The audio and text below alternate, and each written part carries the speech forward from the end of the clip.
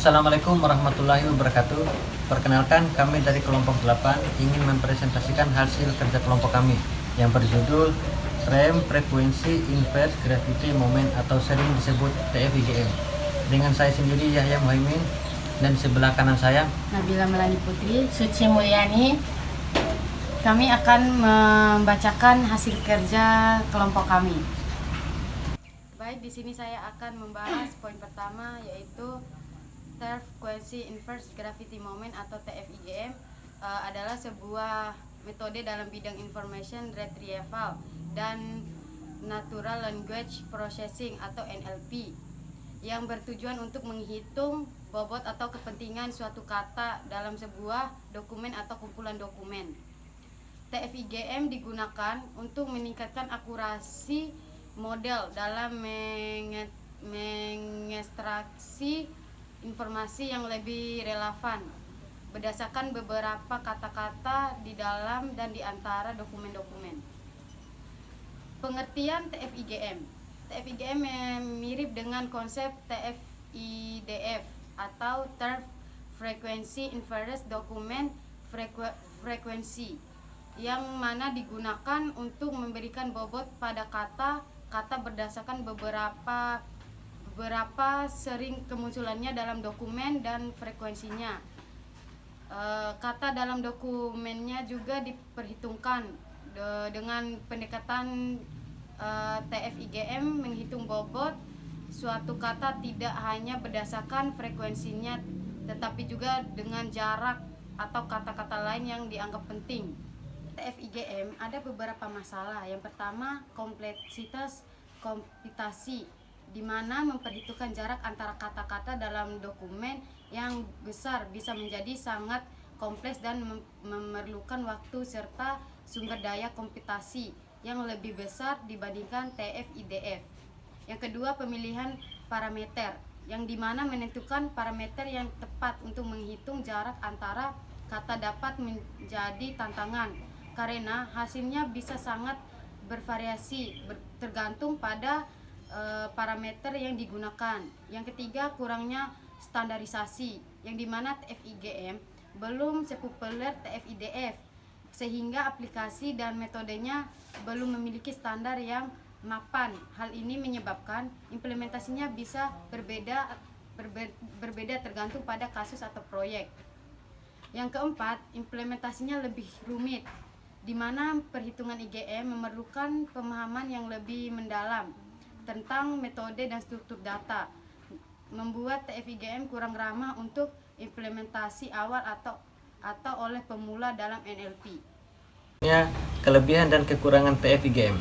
Kelebihan TFIGM yaitu memperhitungkan distribusi kata yang memungkinkan kata mengenali kata-kata yang lebih bermakna dalam konteks tertentu, lebih sensitif terhadap variasi kata dan dokumen yang memiliki konteks serupa.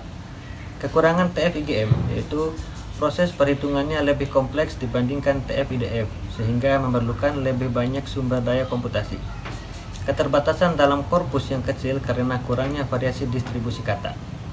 Selanjutnya, berikut adalah cara untuk melakukan analisis dan perhitungan N yang data dari komentar seller beserta referensinya.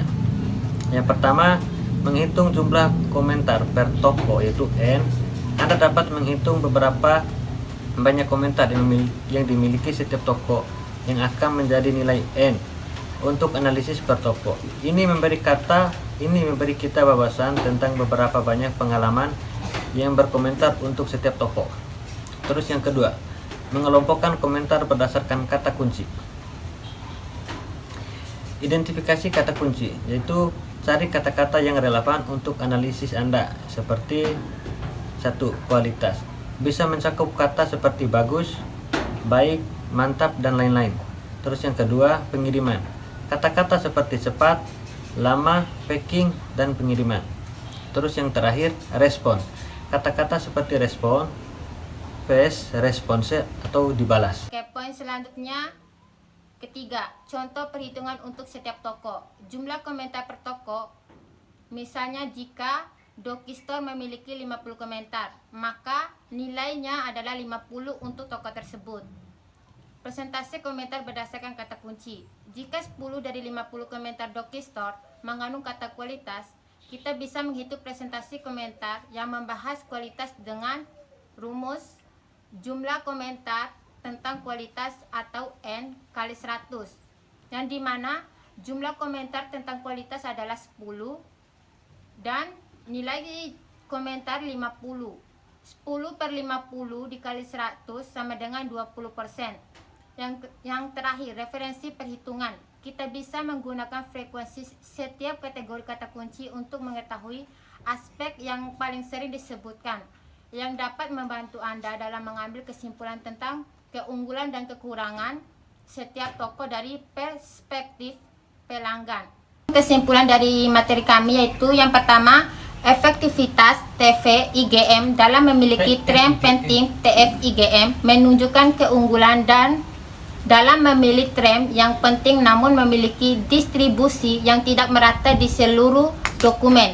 Misalnya, tren yang muncul berulang kali dalam beberapa dokumen yang sedikit di dokumen lain akan mendapatkan bobot lebih tinggi dalam TF-IGM daripada di TF-IDF. Yang kedua, perbedaan dari TF-IDF tidak seperti TF-IDF yang hanya mempertimbangkan frekuensi, kemunculan, dan jumlah dokumen. TF-IGM memberikan bobot berdasarkan pola distribusi tren. Ini membuat TF-IGM lebih sensitif terhadap dispersion atau penyebaran kata, sehingga tren yang sering muncul secara konsisten dalam dokumen terkait akan memiliki bobot yang lebih tinggi daripada tren yang muncul sedikit di banyak dokumen. Yang ketiga, aplikasi TF-IGM dalam korpus spesifik. TF-IGM bekerja lebih baik untuk korpus dengan banyak dokumen heterogen, di mana tren tertentu yang muncul dalam konteks tertentu perlu diidentifikasi.